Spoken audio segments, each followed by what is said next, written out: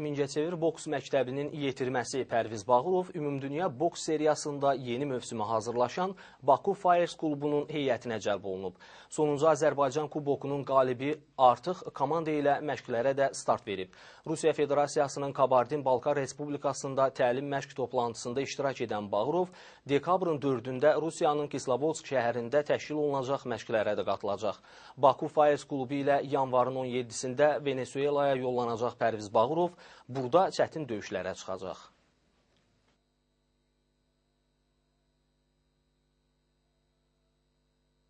Baku Fires'a bildiyiniz kimi mən bir ayda keçmişəm, yəni Azərbaycan çempionatı oldu. O yarışdan sonra orada birinci yerə layiq görüldüyümə görə məni ora dəvət elədilər.